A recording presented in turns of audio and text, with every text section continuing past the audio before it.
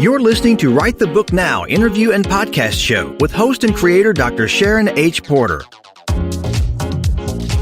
The Write the Book Now interview and podcast show's guest is Jerald L. Hoover. Jerald is an adjunct professor at Long Island University, Brooklyn, where he teaches sports, communication, and sport management. Jerald has had teaching stints at the Korean American Heritage Foundation, where he taught English to Korean-born students visiting the USA, and at the renowned Eagle Academy for Boys, where he also taught English. He is editor-in-chief and senior writer at Pure Sports New York. Jerald has also been a sports writer for over 17 years and has covered the New York Knicks and New Jersey Brooklyn Nets for Black Athlete Sports Network, the Network Journal, Sport New York Style, and BusterSports.com. Jerald also is an award-winning novelist and filmmaker. And now, the Write the Book Now interview with Mr. Jerald L. Hoover. Thank you for joining the Write the Book Now interview and podcast show. This is your host and creator, Dr. Sharon, and I am joined today by my guest, Mr. Jerald Hoover. He is the author of My Friend, My Hero. Welcome to Write the Book Now, Jerald. Thanks for having me. Absolutely. And so we've just heard this wonderful, wonderful bio. But can you tell the listeners who Jerald Hoover really is? I think I'm a humble person. I think I'm easygoing, although I can be intense when it comes down to the work that I do. And I do a few things. I'm a professor at Long Island University. I'm a husband. I'm a father. I'm a big brother. I have one son who's 26 years. He'll be 26 years old in September, and he's a proud owner of 3 degrees. And I'm hoping he goes for his PhD. And I'm really proud of him because he did all this on his own. Also, he was a star athlete, so he didn't get that part from me, but I wish. But I always joke. I say he got the brains from me, but the athleticism from his mom. But awesome. But I love music. I play a trombone in church, and I travel a lot. And I like meeting nice people, and I like helping to make a difference in the world. Awesome. I am just so excited to really have you on here talking about My Friend, My Hero. And, reading through the book, it is not only just a reading for pleasure, but it's actually a resource tool for educators. I mean, classroom teachers really can use this as topics of discussion in their book. So let's dive in and talk a little bit about My Friend, My Hero. So before I even started, I want to tell you that dedication is probably the most profound dedication that I've read in a book. That's the first thing. And I've read a lot of books. So let's start there. Talk to me a little bit about your inspiration that you actually talked about in your dedication. Well, yeah, that was very heart-wrenching. And it's weird because the book started actually from the end because it was, for one, it's a flashback, okay? But I had written a speech. And the speech was directed at my dad, but it was actually for young people. And unfortunately, my dad was he's gone now, but he was a drug addict and alcoholic. And I'm not gonna blame no fault of his own, but the environment that he lived around, a Vietnam vet, and it was just tough for him. And so drugs and alcohol was his sort of a way out, but it destroyed him as a man. And I saw that, and needless to say, I didn't want my dad to go through that kind of hurt, and because I still loved him. But I wrote the speech. But when I wrote it, I'm like, I don't know what I'm going to do with this speech, because there was no internet back in those days, and, because I wrote this like several years ago. So there was nothing I could do about it. But I never forget one day I was on the basketball court, and I call it an epiphany.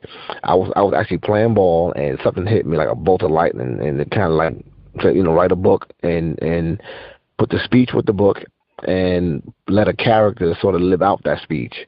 And so the speech was written, and that's what the end of the book. But so in my mind and in my heart and spirit and so forth, the story was done. But once the story sort of had legs, when I could do certain things with it, I started to reflect to why I wrote the book. And again, it was because my dad was going through what he was going through, and I wanted to deter other young people from doing the same thing. Also, it was therapy for me because I didn't want to get involved in that. So sort of like a little mirror that I kind of built for it, and also a safety net, because I figure if I'm gonna write something like this, then I have to live it myself, and and as best as I can. And it worked, 'cause I think my mother was sort of scared that I was gonna go down the same road. Not that I was showing anything of it, but alcoholism ran in my family, so she kind of just thought that it would just trickle down to me. And well, she wasn't an alcoholic, but on my father's side of the family, it ran rampant through my family. So once I had everything written, I thought about again what inspired me to do it, and that's when it came down to that.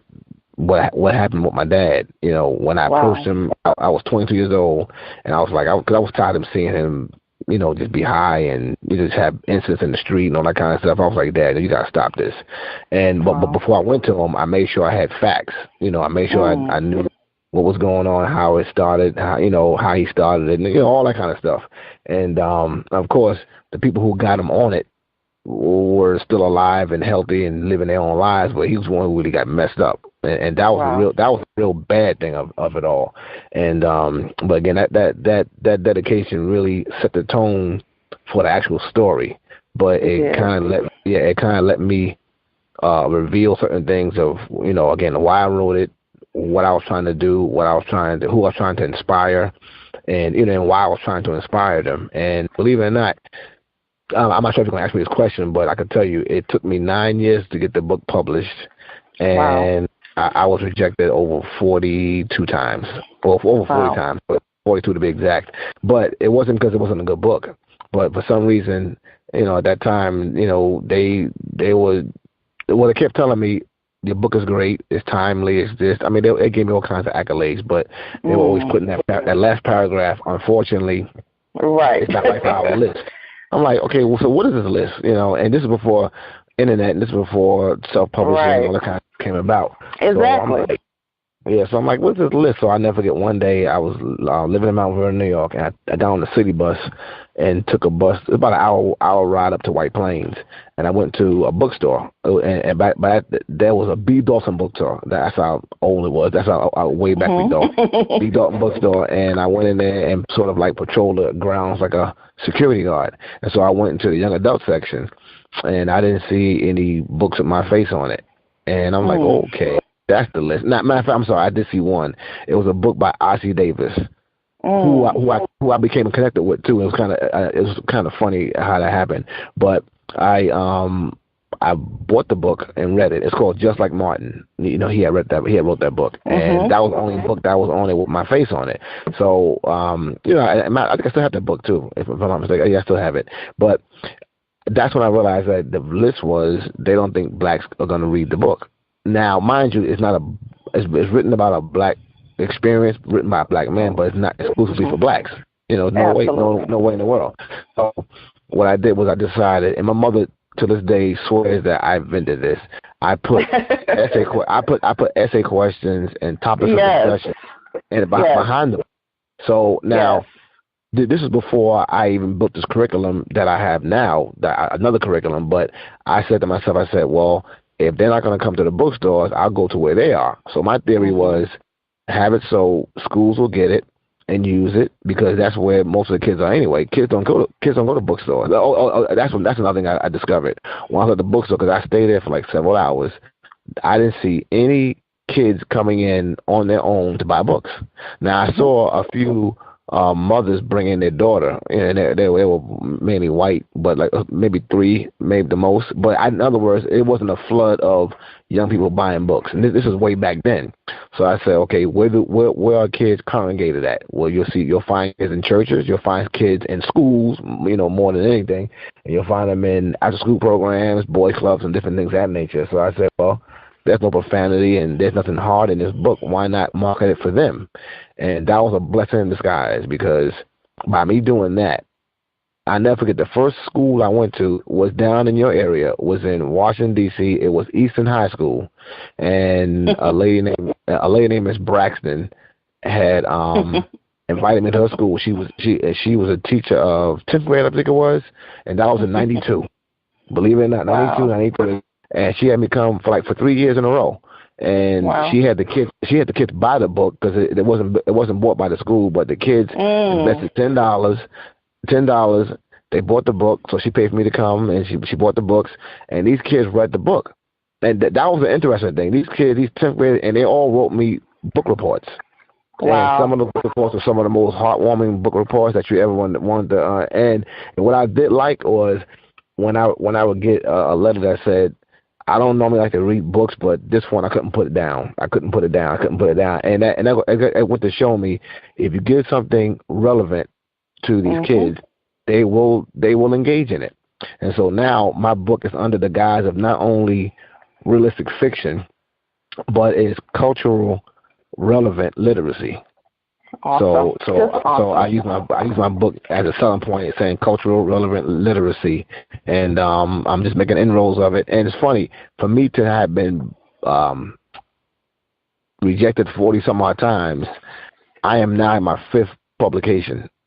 Wow. So I had 4 different publishers, and now I went and redid it myself through my company. That is awesome. And so you talk about your discussion questions, which I thought was so brilliant, so fascinating.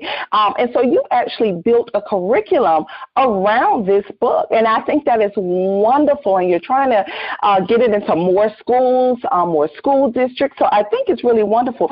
Now, talk a little bit about the actually construction of your curriculum that you have created for this book. Sure. Now, the curriculum, essay questions in the back of the book, they're just that. There's about 17 essay questions and I did that so if a kid had to do a book report, they had sort of a ready-made book. All they had to do is read the book, answer the questions back in the back of the book, and sort of understand, like, okay, this is a storyline. And I didn't put page numbers next to the questions because I wanted the kids to actually read the book. And then I had topics for discussion. So if you had a little symposium, a teacher can or a parent can just ask the question. Now the outside curriculum, I got a lot more detail where I'm doing fundamental literacy development, because over time the comprehension rate, the literacy rate of a lot of our kids have slid down a hill at a rapid pace. I mean, it's just like they were falling off a cliff. And I think partly because TV has dominated kids, these games have dominated kids, and these smartphones, which are making us a little ignorant, have done things. So I think a lot of our learning has flatlined. I mean, let's face it, you have a lot of kids, you have a lot of grown-ups who can't even remember a phone number without them, going to the phone. Absolutely. You ask somebody, you say, what's your sister's phone number? Hold on. And they got to go to the phone. Yep. So a lot of us aren't using certain parts of the brain to where those neurons are firing so you can have a good experience in learning. So just imagine if adults go through this, what are kids going through? And you can see that the way they write, the way they read, and different things like that. Now, they're not unintelligent. It's just that something's not processing in a certain way because they're not practicing certain things. So what I did with my book was I looked at not only my message, which is profound, in the book. I mean, the book is laden with messages. I said, well, you know what? You have a lot of vocabulary words in this book that a lot of kids never heard of. And sometimes even everyday words that we use, the kids don't really know what the words mean. And then, so I thought, okay, well, my story has a lot of vocabulary words that you can use in context. So you can kind of figure things out. If you can't, you can go to the dictionary. Now on your phone, but using Webster, the actual book, okay? I have an assessment test where I have things of multiple choice, I have short answer questions, and I even have discussion questions. So I have that, and it's a Common Core based type thing. So I understand the Common Core is very prevalent in schools. So I sort of use that kind of premise, but also have I have it where at the end of the book you can do a poetry rap. So at the end of the book now, and that brainchild, that came from a brainchild because I've had kids actually do presentations on the book. I've been in situations where kids have done plays, mini plays on it. They've done poetry things on it. I mean, they've done their own PowerPoint presentations. So I said, well, let me give them a forum where they can do poetry rap Also, I even have a thing where they can create their own short story, where I have antagonist, protagonist, rising action, different things of that nature. So I have, certain things that they can use as a model. And I even have pause and reflection questions. So if there's a situation where the teacher or instructor is going through the elements of the book and they're doing it as a class, he or she can ask a question and allow the kids to sort of answer it by using some of their own, deductive reasoning or what their thought was. And then there's a discussion there. And so, again, the book is so laden with messages. Why not have it so that they can learn something from an academic standpoint as well? So that's why I use the curriculum the way I did. Okay, awesome. And so Bennett Wilson is the main character in the book, and as I read, he's really going through a lot, but he uses sports, basketball, and academics to really get through that. And so I really love the way that you use, because you actually teach sports management, so you're a sports writer. You're an educator. And so I love the way that you intertwine both of those things into the story. So someone reading your story is in a school, it's in a school district. What message do you want your readers to come with after they read this story? Well, I have 4 C's that I use. I have 2 models that I go with. So I'll give you the first one of what I call the 4 C's to success. Is the first thing you want to do is gain confidence. Because you give a kid confidence, they can move mountains. I mean, literally, they can move mountains. But along with confidence, they need courage, they need commitment, and they need consistency. And they'll find that Bennett and even some of his friends, because it's about friendship as well and peer pressure. There was a model of confidence, even when the ground was shaking for him. There was a level of commitment, even though the ground was shaking for him. There was a level of courage, and there was, so they had all of those C's, which made them successful in their own right. Now, there's life and death in there, so I don't want to touch too much of the story, but there's life and death, and there's a serious Coolie High element, if those that remember the movie Coolie High. So there's, and I did that by design too, because when you have a lump in the throat on certain things, you tend to remember that a lot longer than something that just made you laugh. Lumps in the throat sort of, and they grab at you, and that was what I wanted. And so, so that is something that I wanted them to come up with those 4 C's. And confidence is something that it can make or break you. You know what I mean? Absolutely. Confidence is something that, and you can be young or old, male, female, whatever, big or small. If you don't have confidence, you really are rendered almost useless. But with that, again, courage and commitment and consistency have to be a part of that as well. And this is something that I started teaching about 3 years ago. I started at LIU. One day I was talking, and it just came out, because usually I don't just do books and forms. I speak to my kids as well. And one of the things that I came up with is, to be successful as well, you have to learn something to know something to apply something to master something to teach. And you get to that point to where you master something so well that you can teach it, whether you're a teacher or not, but you can teach what you know. Your acumen for learning and retention and just being able to be functional of applying what you know never leaves you. I mean, it's just a strong way of facing things. And so when I put those things together, I also copyrighted that by one of my buddies made me copyright that last thing. Yes. But when you do that, and like teach a child how to teach. When you do that, their aptitude for learning it just goes up another level, because they're not just learning something just to be doing it. You're learning it to teach it. Again, even if you teach it or not, you just have that attitude that, in other words, it's like going to California from New York by helicopter or airplane, as opposed to going about it on the ground. You see, you'll get where you're going to go to, but you get by helicopter or airplane, you get there a lot quicker, and you see a lot more. You know what I mean? You see your terrain is different, and so that is what I want young people to come about. Young and old, whoever reads the book, to come away with that. Exactly. Very good. And so where can teachers, principals, school districts, superintendents, where can they reach out to you if they're interested in actually using your book as a curriculum in their school or school district, or individuals who just want to purchase your book? Where can they reach out to you? Well, they can buy the book through Amazon. I have a website that's in development now where everything is gonna be. You can buy everything through that. But Amazon is taking over my distribution, and so if you went to Amazon, you can go to Kindle. You'll be able to find my products, and of course, my name is spelled with a J, Jerald, and Hoover, and I'm not hard to find because I'm on Twitter, I'm on Facebook, I'm on LinkedIn, and I'm on Instagram. So, and I'm not hard to find. So I'm pretty much out there. And being a sports writer, that's helped me help my campaign as well. Absolutely.